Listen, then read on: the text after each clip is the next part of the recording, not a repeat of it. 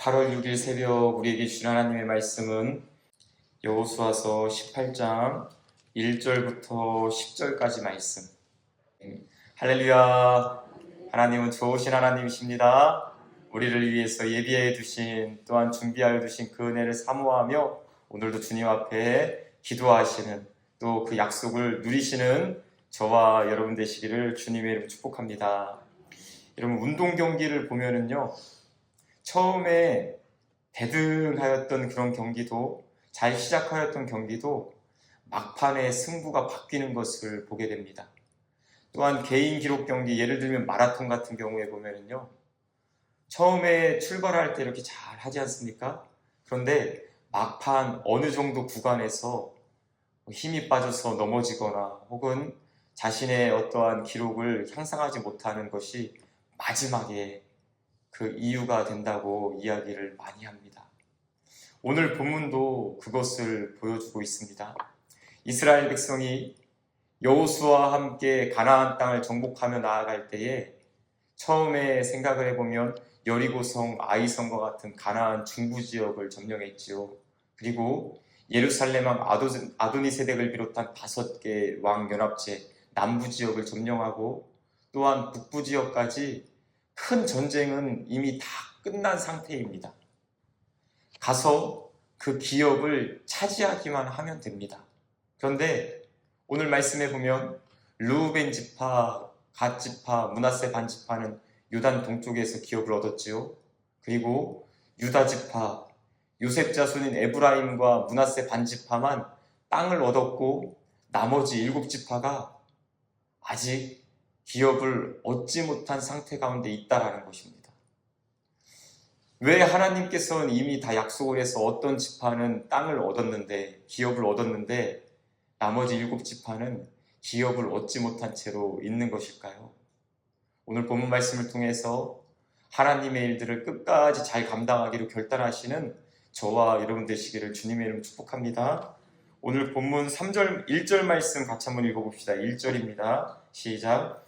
이스라엘 자손의 온 회중이 실로에 모여서 거기에 회막을 세웠으며 그 땅은 그들 앞에서 돌아와 정복되었더라. 아멘. 중요한 변화가 이스라엘 백성에게 있습니다. 이스라엘 백성이 그동안에 가나안 정복을 위해서 중심 기지로 삼았던 곳은 요단강 쪽에 있는 길갈이라고 하는 곳입니다. 길갈은 그 의미가 구르다 라는 의미거든요. 무엇이냐면 하나님께서 애굽에 있었던, 애굽에 종살이하였던 그들의 수치를 굴려 보내주셨다, 굴려 버려주셨다라고 하는 의미의 지역입니다. 길갈이라고 하는 데서 여호수아와 이스라엘 백성은 그곳을 출발점으로 해서 가나안 땅을 남쪽, 중부 지역, 북쪽 이렇게 해서 다 정복을 해 나간 것이죠. 그런데 이렇게 땅을 다 정복한 이후에 가나안 땅의 중앙 지역에 있는 실로라는 곳으로 어떻게 보면 중심 지역을, 수도를 옮기게 되는 것입니다. 우리나라도 보면은 고려시대 때는 수도가 어디였냐면 개경이었어요. 개성, 그렇죠? 그리고 조선시대에는 한양으로 옮기죠. 서울로 옮기죠. 그래서 수도가 지금까지 이어지고 있는데, 이스라엘 백성에게 길갈이 중심지였다가 이제는 실로라고 하는 가나안 땅 중앙에 있는 곳으로 중심지를 옮기게 되었다는 것이죠. 왜 그랬을까요? 오늘 본문 1절 말씀에 보면은 온 회중이 실로에 모여서 거기에 회막을 세웠으며, 할렐루야, 회막을 세웠다라고 말하고 있습니다. 회막은 어떤 곳이냐면 하나님을 예배하며 하나님을 만나는 곳입니다. 정복의 모든 전쟁이 하나님의 은혜 가운데 이제 잘 마쳤다면 더 힘을 내서 하나님 만나고 더 하나님 만남으로 말미암아 은혜를 받아야 한다라는 것이죠. 여러분, 우리 인생 가운데서도 하나님께서 여러 가지 일들을 하게 하실 때가 있습니다. 그런데 그 일을 하나님의 은혜로 잘 마무리하셨습니까? 이제 됐다, 끝이 아니라 하나님을 더 만나셔야 돼요. 하나님을 더 예배해야 됩니다.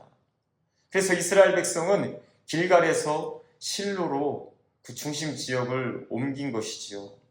오늘 저와 여러분들도 하나님을 만나는 일에 더욱 힘쓰시길 바랍니다. 하나님 만나서 하나님 주신 은혜로 우리의 심령을 채워야지 여러분 일이 다 되고 난 후에 넘어질 수가 있어요.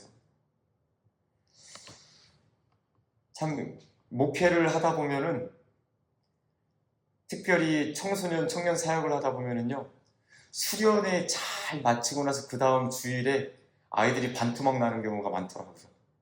물론 몸이 피곤하기도 하고 그렇지만 참 신기해요. 수련회 기간 동안에 막 뛰며 막 춤추며 찬양하며 은혜 받고 정작 주일날 예배할 때에는 아이들이 오지 않는 거예요. 참 신기하지 않습니까? 하나님이 은혜를 주셔서 어떠한 일을 잘 마무리하고 난 후에 그 다음에 하나님 만나는 일에 우리의 마음을 쏟지 않으면 그 받았던 은혜를 다 내버릴 수 있다는 것이죠. 여러분 이거 정말 영적 지혜입니다. 꼭 기억하십시오. 가정에서도 하나님의 은혜로 말미암아 어떤 일을 잘 했습니다. 그러면 더 하나님 앞에 하나님 만나는데 예배하는 자리에 여러분 반드시 오셔야 됩니다. 그렇지 않으면요 하나님 주셨던 그 은혜가 어디로 새는지 모르게 그냥 쑥쑥쑥쑥 다 새버리고 없게 된다는 거예요. 여러분 우리의 삶이 어찌 보면은 은혜 받도록 인도하여 주시는 하나님이 계시고 받은 은혜를 쏟아버리도록 하는 악한 영의 세력도 있지 않습니까? 우리는 무슨 일을 하는 것이 중요한 것이 아니라 결국은 그 일을 통해서 하나님의 영광을 바라보고 할렐루야! 그리고 하나님의 은혜를 우리가 경험하는 것이 인생의 좋은 목적이 된다는 것이죠. 제가 처음에는요 리모델링 하면서 하나님 리모델링 잘 되게 하나님 아름답게 잘 마무리될 수 있도록 그렇게 기도했습니다. 물론 지금도 계속 진행되고 있죠. 그런데 중간에 기도 제목이 이렇게 바뀌었는데 무엇이냐면 여러분 우리의 마음이 우리의 심령이 성령 하나님께서 거하시는 전이라고 고린도서에서 말씀해주고 있지 않습니까? 하나님 더운 날씨 가운데 리모델링 하면서 제 마음의 성전도 아름답게 가꾸게 하여 주시옵소서. 기도 제목이 바뀌더라고요. 건물은 아름답게 지어놓고 우리의 마음이 막 여기저기 찢어지고 갈라지고 날카로워지고 여러분 돌 딱 깨면은 그 부분이 얼마나 날카로운지 몰라요. 그래서 나도 상처받고 다른 사람들에게 상처 주고 그러면 여러분 어떤 일이 되는 것입니까? 과연 무엇이 유익이겠습니까? 오늘 이 새벽에 하나님 우리를 만나 주시옵소서. 실로 회막에서 이스라엘 백성이 하나님 만나기를 기뻐하셔서 길갈에서 실로로 옮긴 것처럼 하나님 이 새벽에 기도하는 저희들을 만나 주시고 또 우리 사랑하는 청주 성민의 모든 권속들을 만나 주시고 삶의 자리 가운데 늘 주님과 동행하는 기쁨이 넘치게 하여 주시옵소서. 기도하시는 저와 여러분 되시기를 주님의 이름으로 간절히 소망합니다. 3절 말씀 우리 같이 읽어봅시다. 3절 함께 읽겠습니다. 시작. 여호수아가 이스라엘 자손에게 이르되 너희가 너희 조상의 하나님 여호와께서 너희에게 주신 땅을 점령하러 가기를 어느 때까지 지체하겠느냐. 아멘. 이미 전쟁에서는 하나님께서 함께 하심으로 대부분 큰 전쟁에서는 다 이겼습니다. 그렇지만 가나안 족속들이 아직 군데군데 남아있다는 것이죠. 여러분 게릴라라고 하는 거 아시죠? 게릴라. 이미 전쟁에서는 다 이겼습니다. 그런데 그 잔당들이 남아있는 거예요. 가나안 땅은 특별히 7족속의 연합체로 되어 있기 때문에 우두머리가 없는 잔당들이 군데군데 많이 있다고요.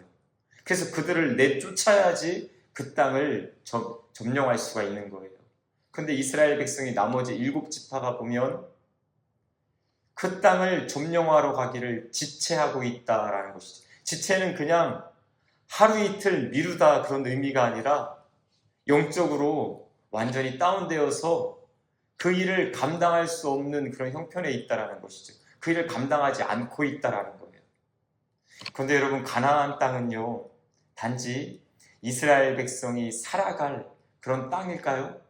뭐 이 땅도 좋고 저 땅도 좋고 여기 안 되면 저기가 되는 그런 땅의 의미가 아니다라는 것이죠. 가나안 땅은 그 옛날 하나님께서 아브라함에게 내가 너의 후손들에게 하늘의 별과 같이 바다의 모래와 같이 많은 그 후손들에게 땅을 주겠다라고 하는 약속, 하나님의 약속이 의미가 있는 땅이 바로 가나안 땅이죠. 그냥 여러분 단지 살 땅이라고 하면 여기 안 되면 저기 가서 살아도 됩니다. 그러나 그런 물리적인 땅의 개념이 아니라 하나님과 영적으로 약속을 받은 기업이다라는 것이죠. 그래서 여호수아가 7지파 백성들에게 왜 너희들 지금까지 지체하고 있냐? 라고 하나님의 심정으로 그들에게 강하게 권면하는 것입니다. 왜요? 약속하신 땅이니까. 그것은 그냥 살 땅의 의미가 아니라 하나님의 약속이 있는 곳이기 때문에 그 땅을 반드시 차지해야 된다라는 것이죠. 근데 그것을 7지파들은 차일피일 미루고 있습니다. 그들의 마음 가운데 어찌 보면 유다지파 그리고 요셉 자손들 에브라임 므낫세 지파 그들이 이미 큰 땅을 다 얻었으니까 나머지 땅이 보이니까 하찮아 보이는 거예요. 근데 여러분 하나님의 약속이 크고 중하고 하찮은 것이 있습니까? 아니거든요. 사람이 볼 때에는 어떤 부분은 커 보이고 중요해 보이고 어떤 부분은 별일 볼 일 없어 보일 수 있겠지만 여러분 그것을 주신 분이 누구십니까? 하나님이심을 생각할 때에는 모든 것이 다 소중한 것이죠. 여러분 교회가 뭐 큰 교회만 좋은 교회이고 작은 교회는 나쁜 교회입니까? 아니에요. 전혀 그렇지 않아요. 하나님이 거하시는 교회가 좋은 교회이죠. 하나님이 함께 하시는 곳이 정말 하나님께서 기뻐하시는 곳 아니겠습니까? 근데 나머지 7지파 사람들의 마음 가운데에는 그런 마음으로 미루고 있는 것이죠. 또 우리는 할 수 없나 봐. 자격지심으로 미루고 있고 전쟁하다 보니까 피곤해 힘들어. 그러니까 하루 이틀 3일 4일 그냥 계속 미루고 있다. 지체하고 있다라는 거예요. 하나님의 사명은 결코 지체해서는 안 됩니다. 우리 각자에게 하나님이 주신 사명은 어떤 사람에게는 5대양 6대주를 품는 큰 사명을 주실 수도 있고 어떤 사람들에게는 율량동을 품는 사명도 줄 수 있고 여러분 크기가 중요한 게 아니지요. 하나님이 맡겨주셨다면 그것을 이루기 위해서 우리가 다 일어나야 될 줄 믿습니다. 이 새벽에 하나님 저에게 우리 가정에 우리 교회에게 주신 사명 혹시 나도 모르게 미루고 있지 않습니까? 그 사명 비교하면서 혹은 작은 것이라 생각하면서 미루고 있지는 않습니까? 여러분 하나님 앞에 그러면 왜 지체하느냐라고 그 말을 들으셔야 합니다. 그리고 여러분 오늘 본문 말씀 같이 한번 봅시다. 4절입니다. 4절 함께 읽어볼까요? 4절 시작. 너희는 각 지파에 3사람씩 선정하라. 내가 그들을 보내리니 그들은 일어나서 그 땅에 두루 다니며 그들의 기업에 따라 그 땅을 그려가지고 내게로 돌아올 것이라.